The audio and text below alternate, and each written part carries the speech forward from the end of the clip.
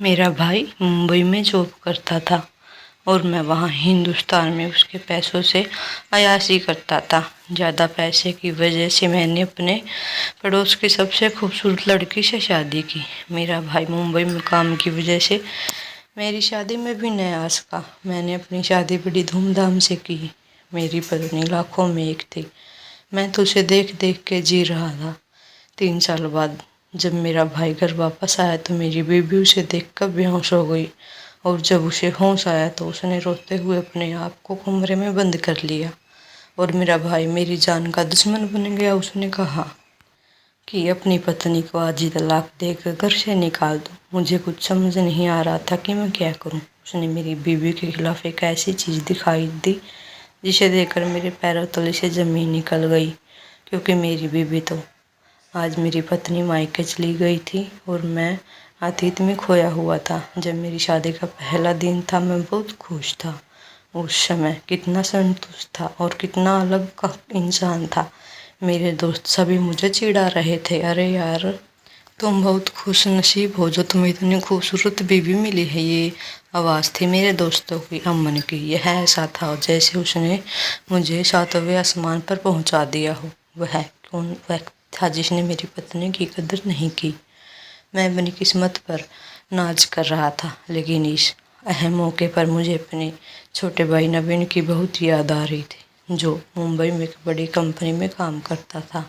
वह मेरी शादी के मौके पर नहीं आ सका और मैं अपने भाई से बहुत प्यार करता था। वह खुद नहीं आया, लेकिन उसका फ़ोन आया। वह काफ़ी देर तक मुझसे फ़ोन पर बात करता रहा। आज मेरी पत्नी से मेरी पहली मुलाकात थी। मैं उसे बहुत पसंद करता था। मेरी पत्नी शुरू बहुत खूबसूरत थी और मेरी ज़िंदगी बहुत अच्छी चल रही थी। मेरे जीवन में मेरी पत्नी के सामने आज तक कोई लड़की नहीं आई, इसलिए मैंने उससे बहुत प्यार करने लगा। जब मैं 16 साल का था तो मेरी माँ बाप की एक दुर्घटना में मौत हो गई। फिर मैं बहुत रोया। उस वक्त नवीन 10 साल का था। मैंने माँ और बाप दोनों के रूप में पाला, उसे खूब प्यार दिया और उसका बहुत ज़्यादा ख्याल रखा। खुद कड़ी मेहनत करता रहा, लेकिन उस पर आँच नहीं आने दिया। मेरे पति की किराना दुकान थी। उनकी मौत होने के बाद मैंने ही उसे दुकान को संभाला। इतनी अच्छी हालत नहीं थी, पर उस दिन रात मेहनत की। भूख प्यास किसी भी ख्याल नहीं आया। उस जाकर यह किराने की दुकान जैसी लग रही थी। यह मेरी मेहनत का फल था। मेरा मन था कि नवीन पढ़ लिख कर एक बड़ा आदमी बने, लेकिन उसे शुरू से ही मुंबई जाने का शौक था। वह मुंबई में नौकरी करना चाहता था। वह एक प्राइवेट कॉलेज में IFC पढ़ाई कर रहा था, मगर उसका उठना बैठना मुझे गलत लड़कों के साथ था। वह गलत सोहब में फंस गया था। मुझे इसकी कई शिकायतें मिलने लगी। जो बात मुझे सबसे ज़्यादा परेशान करती थी वह यह थी कि वह लड़कियों के प्रति जुनून था। कई रातों में वह घर नहीं आया। मजबूरन मुझे यह फैसला करना पड़ा कि मुझे फिर जो आना पड़ा। वह फैसला करने के लिए मेरे आसमान नहीं था, लेकिन वह मेरा लाडला भाई था। मुझे उसे अपने से दूर करने के लिए बहुत हिम्मत करनी पड़ी, लेकिन मैं खुश था कि उसे मुंबई में नौकरी मिल गई और वह जी जान से काम करने लगा। मैंने पैसे भी भेजने लगा। 1 साल बाद मेरी शादी हो गई। आज मैं बैठा पुरानी बातें सोच रहा था, तभी मेरी पत्नी शुरू मेरे पास आई। उसे देखकर मेरा सारा दुख दूर हो गया। वह अपने पिता के लिए दुखी थी। मेरा दिल नहीं कर रहा था कि वह वहाँ छोड़ के लिए, लेकिन उसने इतने प्यार से अनुमति मांगी कि मुझे उसकी बात माननी पड़ी। मैंने अक्सर यह बात महसूस की थी कि वह बोलते बोलते चुप हो जाती थी और हंसते हंसते उदास हो जाती थी। मैंने उससे कई बार पूछा, लेकिन उसने मुझे टाल दिया। आज वह अपने घर में थी और मुझे उसकी याद आ रही थी। इन चंद दिनों में उसने मुझे अपना बना लिया था। मैं उसके बारे में सोचते सोचते सो गया। मेरी बीवी शुरू ने एक गरीब घर में जन्म लिया था। उसकी माँ उसके पैदा होने के वक्त मर गई थी। जब वह बड़ी हुई तो उसके बाप ने दूसरी शादी कर ली। उसकी सौतेली माँ और सौतेली माँओं की तरह ही थी, जो सौतेली बेटी को अपना दुश्मन समझती थी और उस पर हर तरह का जुल्म करती थी, अपना हक समझती थी। शुरू की सौतेली माँ भी ऐसी ही थी। वो उसके बाप के सामने तो अच्छे से पैसा पेश आती थी, मगर जब वह घर से बाहर जाता तो शुरू पर जुर्म करना शुरू कर देती थी। वह जब स्कूल से घर आती तो सारे काम उससे करवाती थी और खाने को बहुत कम देती थी। उसके इस व्यवहार की वजह से शुरू बहुत डरपोक लड़की बन गई थी। वह हर वक्त डरी सी सहमी सी रहती थी। उसने अपने हक के लिए बोलना सीख लिया था, जबकि उसने सौतेले भाई बहन बहुत तेज थे, अपनी माँ से बहुत अलग थे। वह शुरू से प्यार करते थे, शुरू भी उनसे बहुत प्यार करती थी। उसने 10वीं तक गरीब के सरकारी स्कूल में पढ़ाई की। उस वक्त तो 10वीं क्लास में भी थी जब सोनू की उस पर नज़र पड़ी, तो वह उस वक्त अपनी सहेली के साथ स्कूल से घर वापस आ रही थी। सोनू ने उसके बारे में जानकारी हासिल की। वह उसके बारे में सब कुछ जानता था। वह कहाँ रहती थी और क्या करती थी। वह उसकी सौतेली माँ के बारे में सब जानता था। उसने शुरू से बात करने की कोशिश की, लेकिन वह बहुत डरपोक लड़की थी। बस इतना सोचती थी कि उसकी जाने जान लगती। सोनू हर मुमकिन कोशिश करता रहा, लेकिन वह उसके जाल में नहीं आई। उसका रंग रूप, उसकी मुसलिमियत उसे पागल बना रही थी। वह हर हाल में उसे पाना चाहता था, मगर उसे कोई रास्ता नहीं सूझ रहा था। फिर उसने शैतानी दिमाग में ख्याल आया और उसने शुरू को हासिल करने के लिए एक प्लान बनाया। वह अच्छे से जानता था कि शुरू की सौतेली माँ उससे कितनी नफरत करती है। जब कोई इंसान किसी से नफरत करता है तो हर हद पार कर देता है। उसकी अच्छे बुरे की सोच भी खत्म हो जाती है। वह हर हाल में अपने दुश्मन को हरा देना चाहता है, चाहे इसके लिए उसे किसी भी नज़रों में गिराना क्यों न पड़े। यही शुरू की माँ के साथ भी हुआ। सोनू ने उसे पैसों का लालच देकर अपनी बात मनवा ली, मगर उसने उसकी सौतेली माँ से भी एक बात छुपाई थी। उसने कहा था कि शुरू से शादी के बाद वह 6 महीने तक इसी घर में रहेगा और उसके बदले में वह उसे पैसे देगा। शुरू की माँ भी सोनू की हर बात मानती गई। उसने उससे शुरू से साथ शादी करने को तैयार हो गई। इस बात के लिए तैयार हो गई कि वह कुछ समय तक उनके घर में रहेगा। सोनू ने कहा उसके घर वाले अच्छे अभी मान नहीं रहे, वह मान जाएंगे तब तो वह शुरू को अपने साथ ले जाएगा। शुरू को बहुत डर लग रहा था। वह अभी शादी नहीं करना चाहती थी। जब उसने सोनू के बारे में पता चला तो वह और डर गई, क्योंकि उसे उससे बहुत डर लगता था। लेकिन उसकी सौतेली माँ ने उसे डरा धमका कर मना कर दिया। जब उसने अपने पिता से बात की तो उसने कहा, बेटा तुम्हारी माँ ने सोच समझ कर यह फैसला लिया है।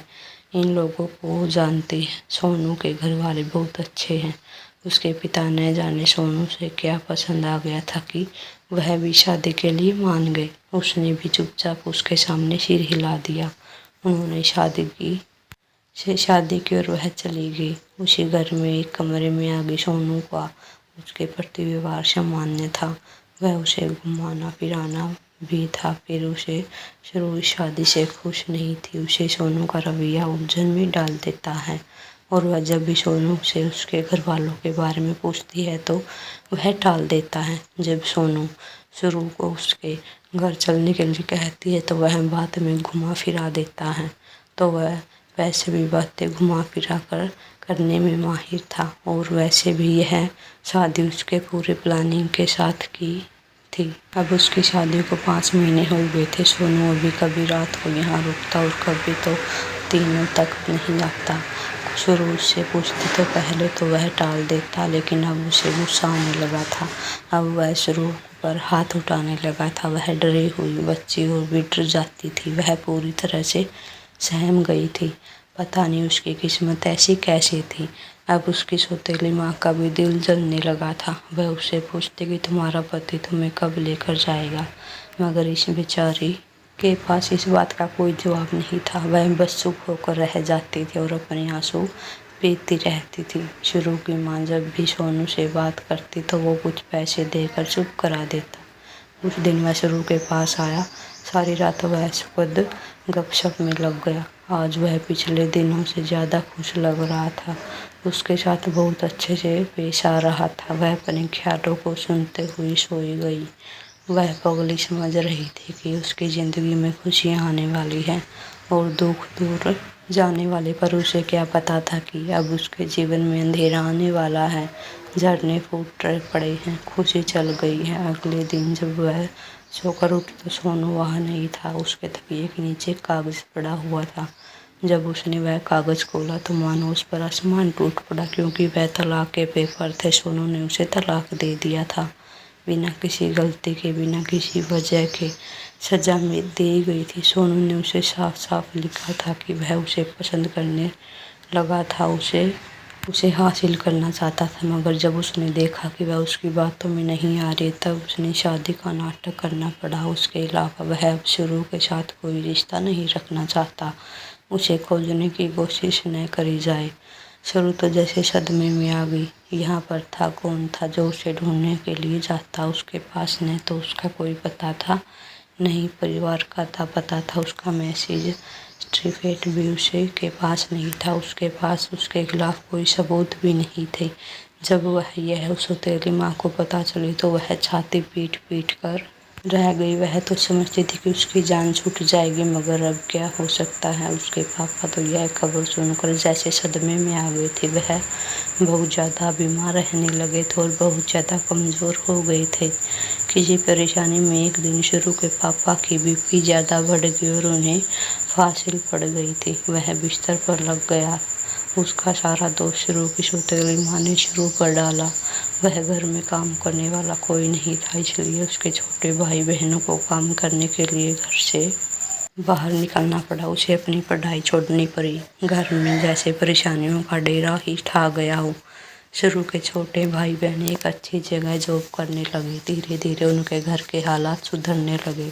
उसके 4 महीने बाद ही शादी करवाने वाली तरफ से शुरू के लिए जय का रिश्ता आया। इस बार उसकी सौतेली माँ ने छानबीन कराने की कोशिश नहीं की और वह जय के लिए रिश्ता के लिए हाँ कर दी। उसके पापा ने बहुत कहा कि पहले लड़के के बारे में सब कुछ पता कर लो। उसकी सौतेली माँ ने कहा कि मुझे जो पता करना है मैंने करा लिया।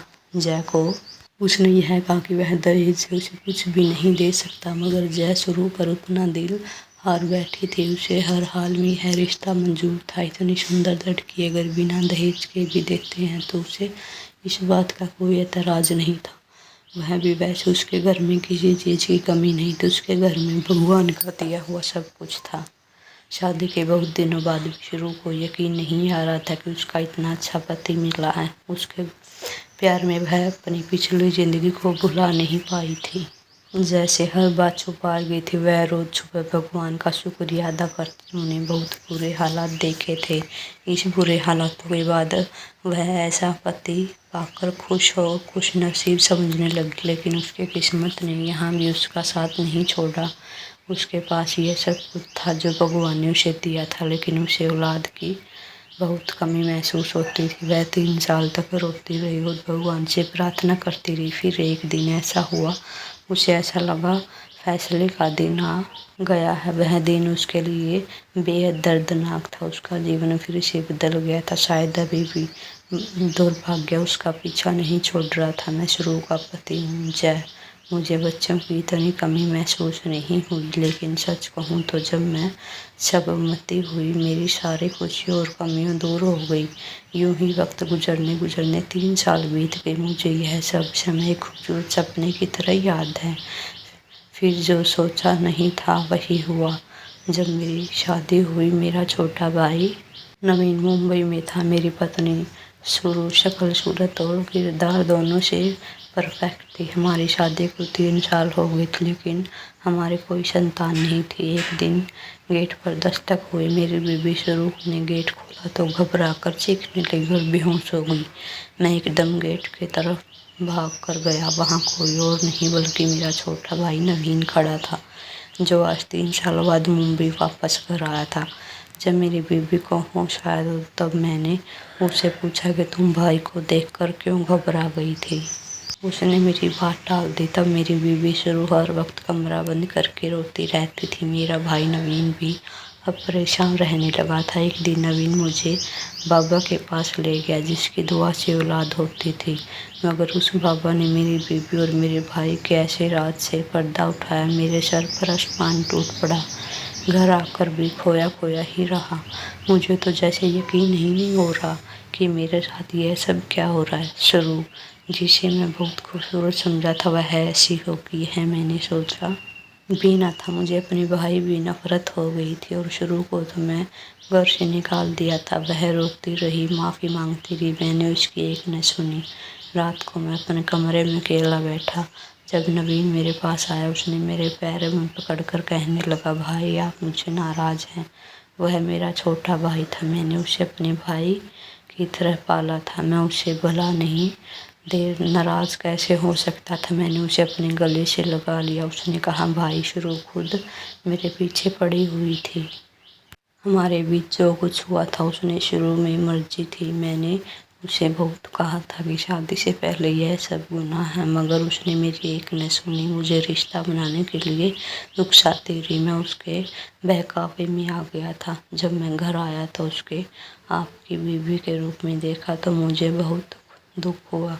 मुझे आपकी किस्मत पर रोना आ रहा था कि आप इतने अच्छे इंसान हैं और आपको शुरू जैसी बीवी मिली। मुझे माफ़ कर दे भाई, अगर मेरी वजह से आपका दिल दुखा है तो। शुरू, इसलिए मुझे देखकर बेहोश हो गई और डर गई थी ताकि मैं उसकी असलियत आपको न बता सकूं। इसलिए मैं आपको उस बाबा के पास लेकर गया था, क्योंकि मुझे पता था कि मैं बताऊंगा तो आप मेरा यकीन नहीं करोगे। मैं उसकी बातों में चुपचाप सुनता रहा।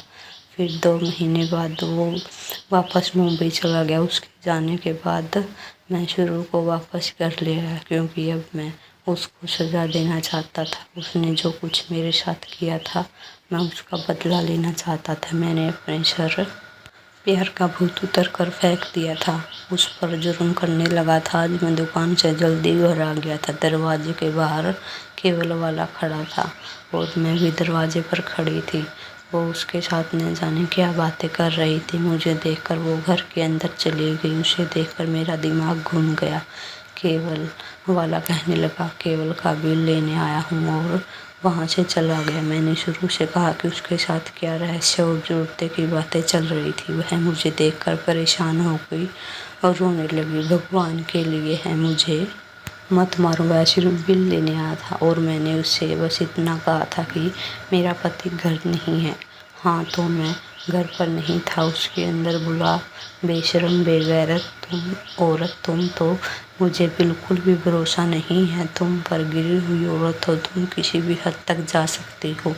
मैं शुरू पर इल्ज़ाम लगाने लगा। उसने ज़िंदगी में पहली बार जुबान खोली। वो कहने लगी कि जितनी मर्जी गालियाँ दे लो, मेरी मरी हुई माँ को गालियाँ मत देना। मैंने कहा, उसे जुबान लड़ाती है बदतमीज औरत। और मैं उसे बालों से पकड़ कर घसीटता हुआ कमरे में ले गया और वह बेरहमी से उसे पीटने लगा।